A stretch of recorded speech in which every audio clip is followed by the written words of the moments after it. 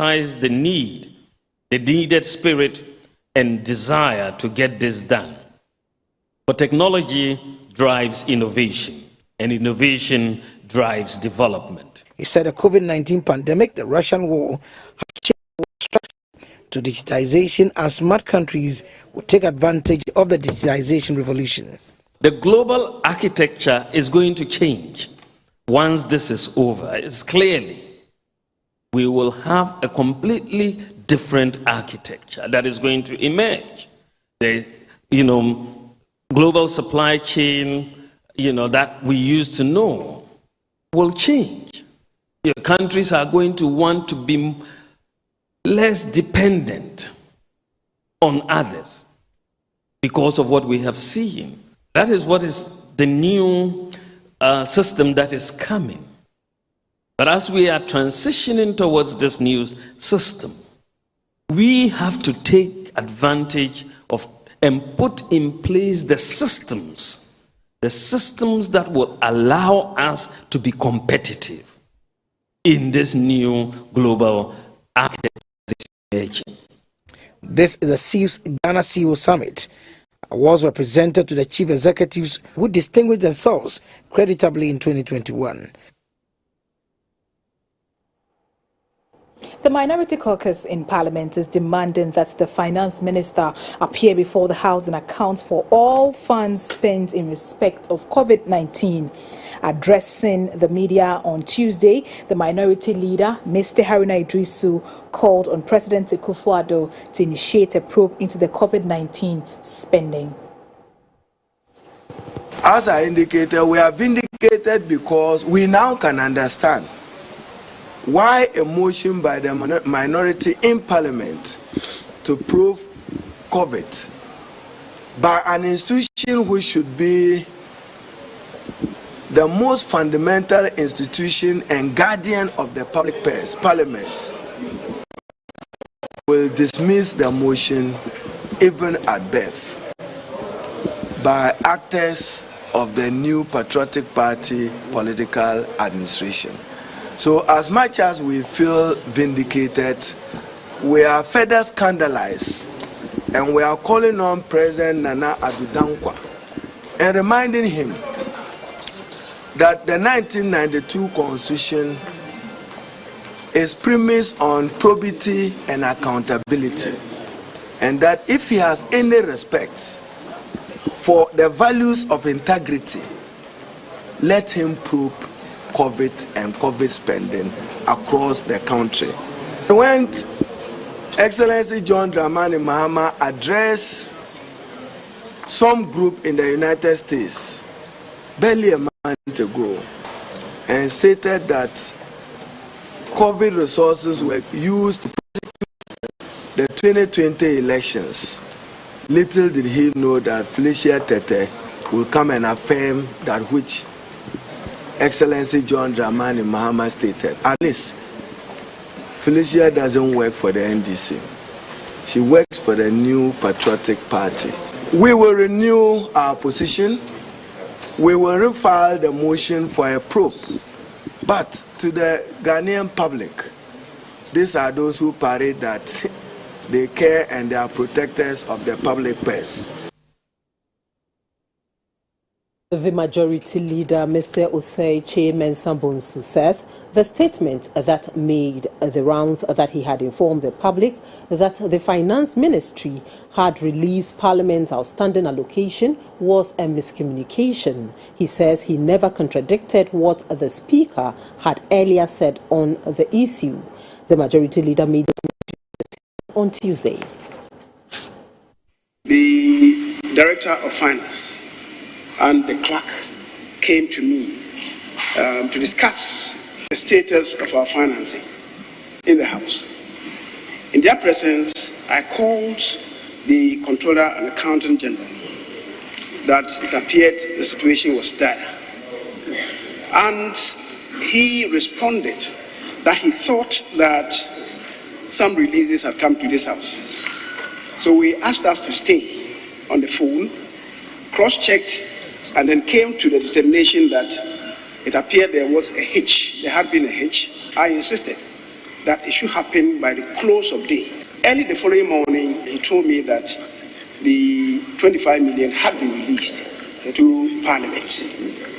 Thursday, and I called the clerk to Parliament and the Director of Finance, who confirmed that yes, indeed, that happened. Thursday, I was not in the chamber.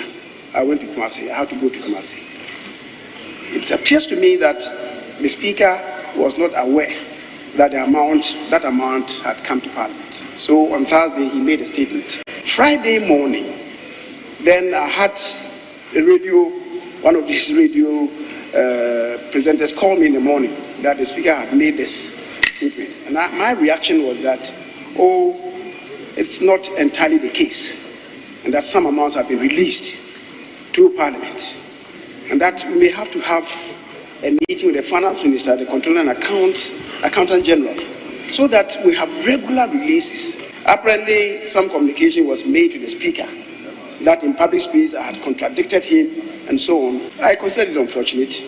However, it was born out of a communication mix-up, and I did not go out there to contradict the Speaker. I knew. Thank the Majority Leader for the information. He sought to clarify the situation, because the information did not only remain in the House, it also got to the public. Culture has been identified as an impediment to controlling the use of tobacco in the Upper East region. This came to light during the launch of the 2022 World No Tobacco Day by the Food and Drugs Authority in Bolgatanga. The Food and Drugs Authority says the use of tobacco and tobacco products have the tendency of subjecting the youth and its consumers to life-threatening diseases. The Chief Executive of the FDA, Mrs. Delise Darko, also observed that the use of tobacco is still dominant in the northern parts of the country. Some cultural practices as impediments to tobacco consumption. The campaign against tobacco is essentially an endless attempt to save our planet.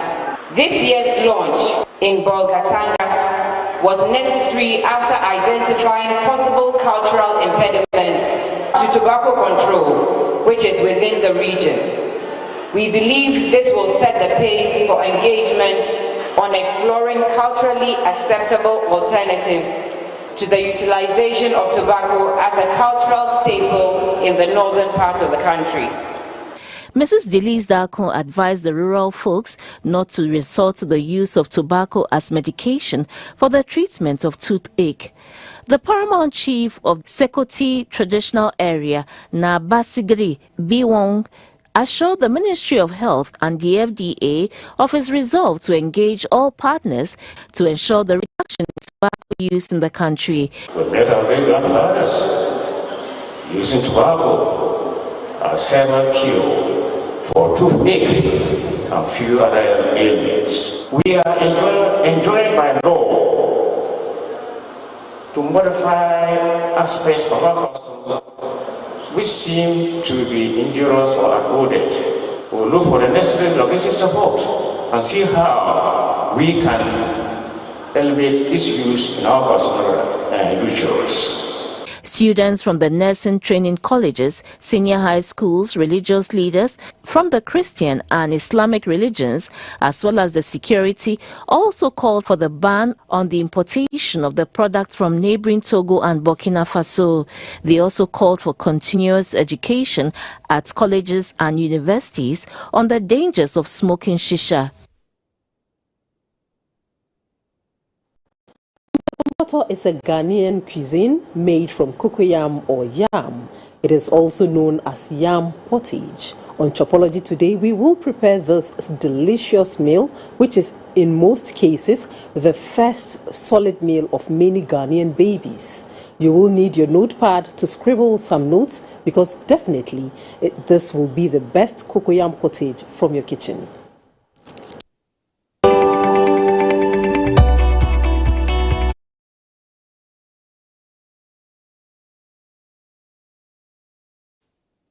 Usually, yam, preferably water yam or what is known as afasie, is used to prepare this meal rich in protein, minerals and vitamins. A quick run through the ingredients for mpotompoto: cocoyam, tomatoes, pepper, onions, palm oil, preferably zomi, dried smoked fish, water and salt. Decide to add cut chewy bits of chevron or salted beef, popularly known as tolo beef or kobe. Now cooking starts. Slice or dice your cocoyams into desired sizes and shapes. Wash, add water and put on fire. Add the pepper, tomatoes, onions, beef, kobe and put to a boil. After about 10 minutes, add the smoked dried fish.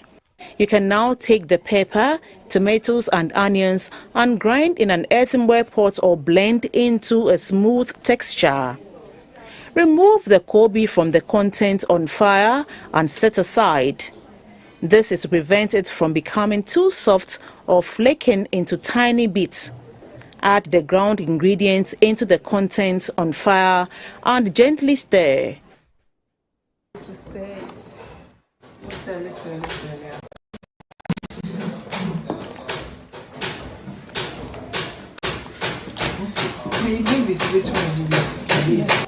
Add a little palm oil for color and taste.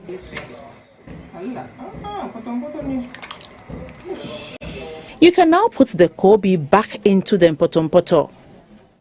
Season of choice and leave to simmer on fire for a few minutes.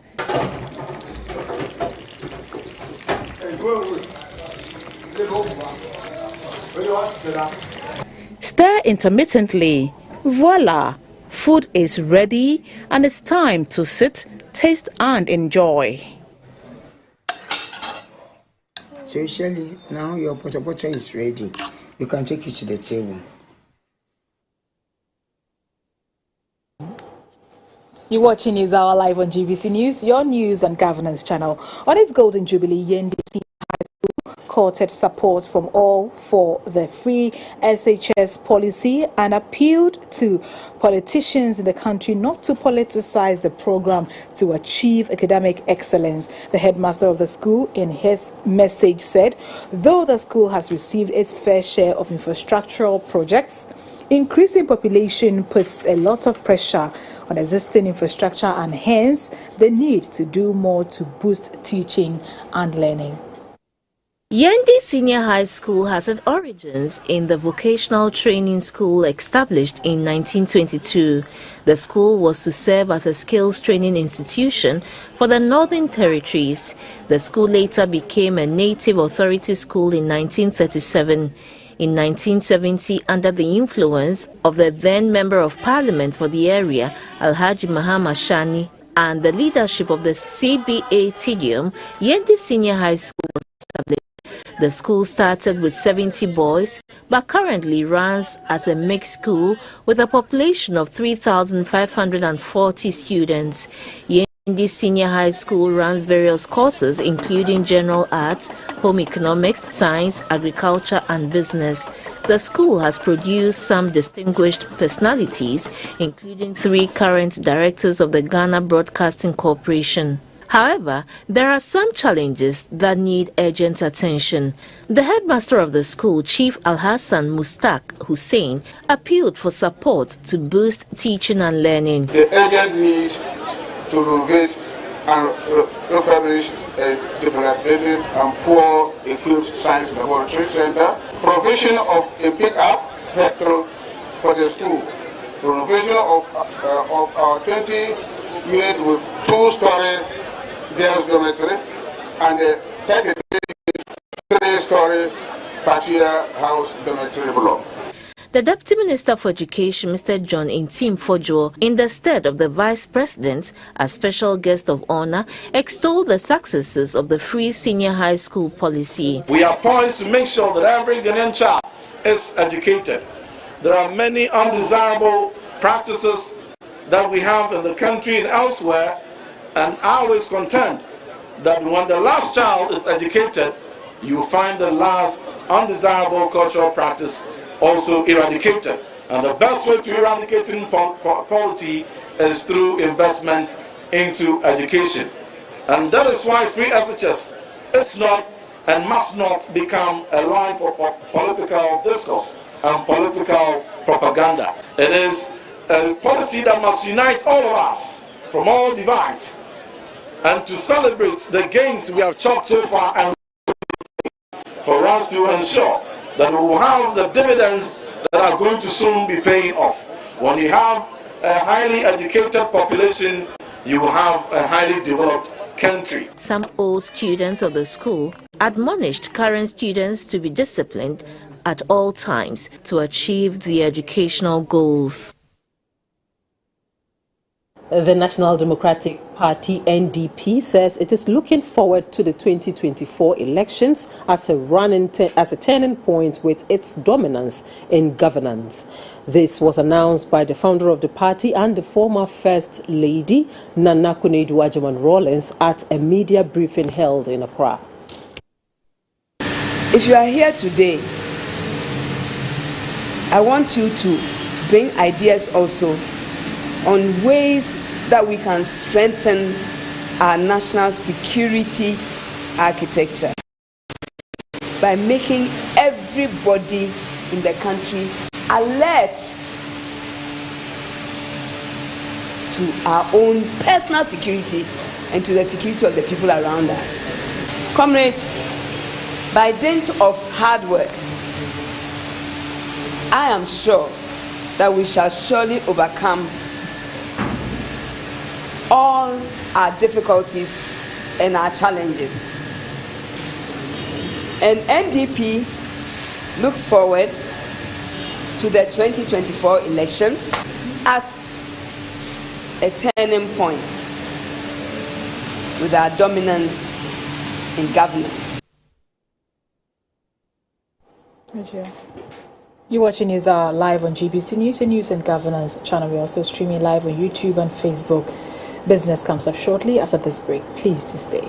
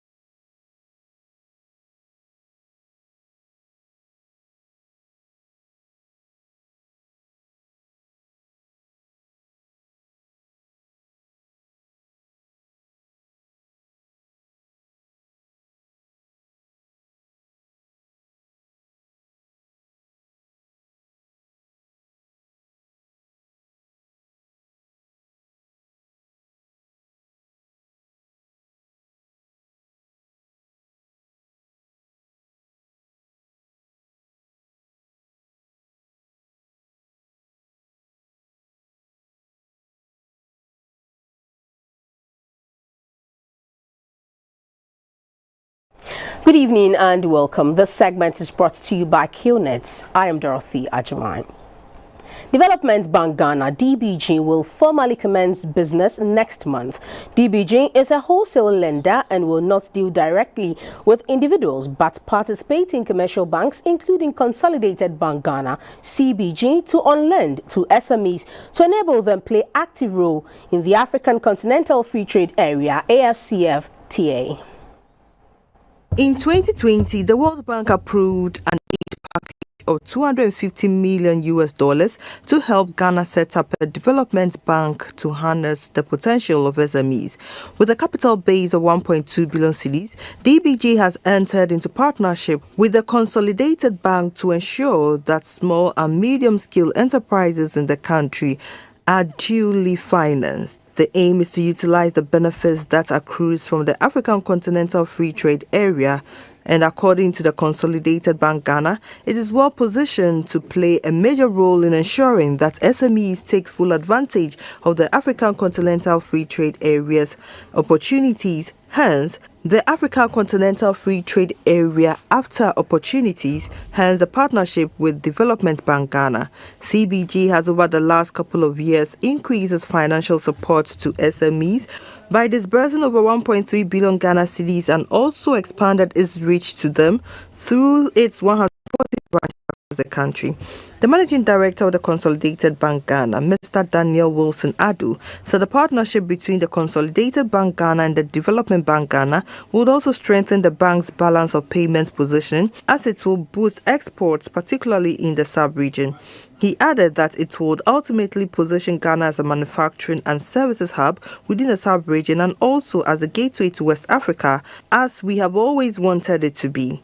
DBG is very essential to this whole agenda because the bank brings to the table the critical long-term financing that is necessary for SMEs to grow their businesses and markets for their products and services.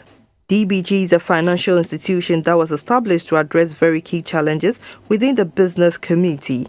That is, the access to long-term funding for SMEs that supports investments and growth. The Ghana Anti-Corruption Coalition, with support Oxfam Ghana, has engaged corporate taxpayers in the dialogue session to promote progressive corporate taxation and tax compliance towards effective and efficient revenue mobilization for national development here in Accra. The session is aimed at deepening the understanding on challenges in paying taxes and affording tax administrators an opportunity to respond appropriately to the issues. Issues of irregularities in the Auditor General's report have witnessed progressive decline in the last couple of years. This notwithstanding, breaches in procurement, contract, payroll, cash and statutory deduction still rank high. The levels are gradually dropping. In 2018, it was 29 million cedis. 2019 dropped to 19.5 million cedis, and 2020 was 12.8 million cedis.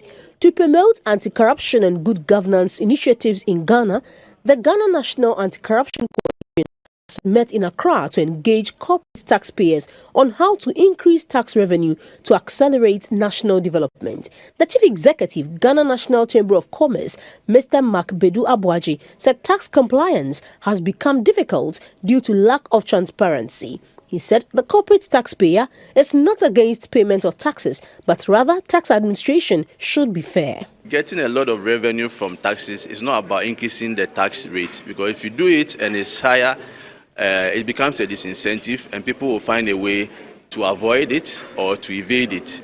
So if you make it lower and becomes so easy for anybody who is earning an income to pay their quota or to pay the little that they can.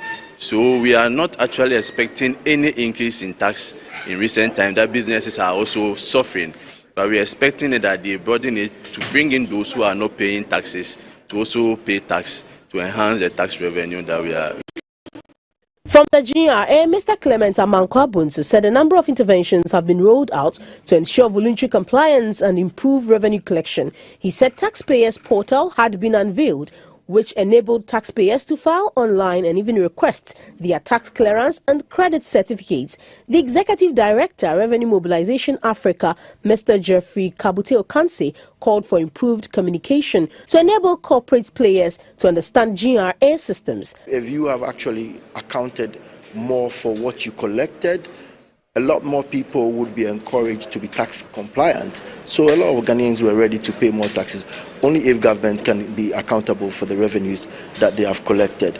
Participants suggested that the government should adopt a unified corporate tax system to ensure greater transparency, curtail avoidance of taxes, and tackle abuse in the revenue collection chain. Japan has of $2,005,000 to Ghana to build her human capital at Japanese universities. A Deputy Minister for Foreign Affairs and Regional Integration, Mr. Kweku Aprechum Sapong, and the Japanese ambassador to Ghana, Mr. Mochizuki Hisanobu, signed agreements to add value and develop skills of the 13 Ghanaian beneficiaries. It is 10 years now since the Human Resource Development Scholarship Project started. This year, 12 Ghanaians will have the opportunity to pursue 2-year master's courses and 1 PhD course at some of the best Japanese universities, including Kobe, Nagoya, Nagasaki, and Hiroshima, among others. The Deputy Minister for Foreign Affairs and Regional Integration, Mr. Kweku Aprechum Sapong, and the Japanese ambassador to Ghana, Mr. Mochizuki Hisanobu, signed agreement covering the Human Resource Development Scholarship Project. This partnership has culminated into the signing of various Japanese economic cooperation programs for social development, including today's ceremony to sign the exchange of notes and record of discussions in respect of the project for Human Resource Development Scholarships. This grant of 261 million Japanese yen, which is approximately 2 million United States dollars, would contribute to the implementation of the human resource capacity building programs in the public sector. Japan has consistently offered opportunity to highly capable young Ghanaian government officials through the JDS program to pursue graduate studies in their respective fields of work. 13 scholars who passed this year's selection will depart to Japan in August, adding them to the number for all beneficiaries since the JDS inception in Ghana would be 104. Over the years, there have been some returnees of the program who came back to Ghana with developed minds and great motivation and continue to have a tremendous impact on the social and economic activities of Ghana. The 13 Ghanaian beneficiaries are expected to lead the country to Japan in August this year. This will bring the total number of scholarships granted to 104 by the Japanese government. Edward Nyakun reporting for GBC News. Now from the interbank markets, let's have the figures and also some commodity prices.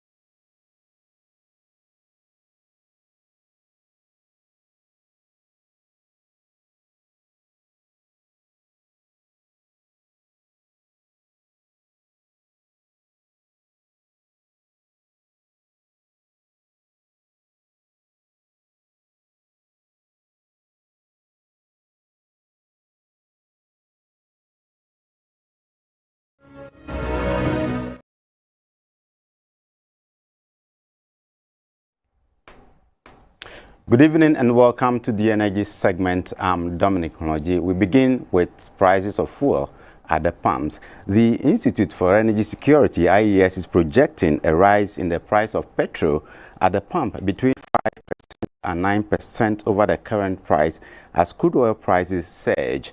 Petrol may cross the 12 cedis per litre mark to sell at 54 cedis per gallon.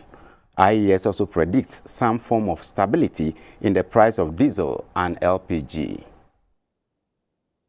The 5.49 and 413% drops in diesel and LPG on the international market, according to IES, may not necessarily lead to a reduction at the local retail outlets, as most marketers will look to maintain their prices to offset the losses from the depreciation of the cedi.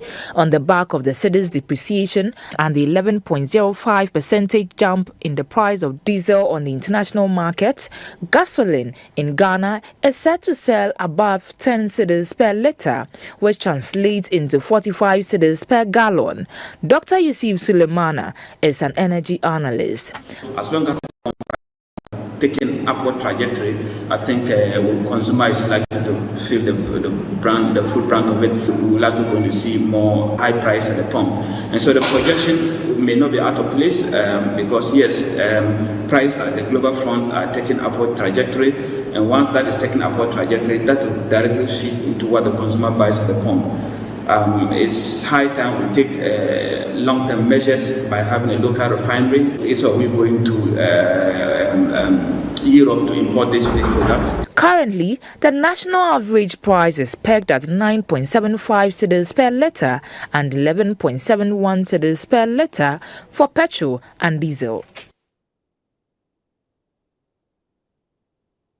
The ambassador of France to Ghana, Madame Annie-Sophie Ave, says France will support Ghana in her efforts to transiting from fossil fuel to renewable energy with global climate change agenda. She emphasized the importance of energy to national development and encouraged Ghanaians to accept renewable energy. She was speaking in Accra. France and Ghana are long-time partners, and we like to find areas of common interest in which we can partner. Climate change and sustainable energy are indeed areas in which we both are very much committed. Luckily in Ghana you have sun all year long. Apart from the heavy rains we've had lately, we'll need to have a word about that. But we are very committed into that. The prior reason was, of course, tackling climate change and shift slowly from those fossil energies towards more sustainable, renewable energies. I think this is a great opportunity to slowly shift to a more sustainable, cleaner energy, and of course less reliable, less dependent on fossil energies, which is both environmentally unfriendly, but also, as we realize now, an expensive energy that we have no control upon and that impacts the livelihoods of people. That's it for the energy segment. My name is Dominic Honoji.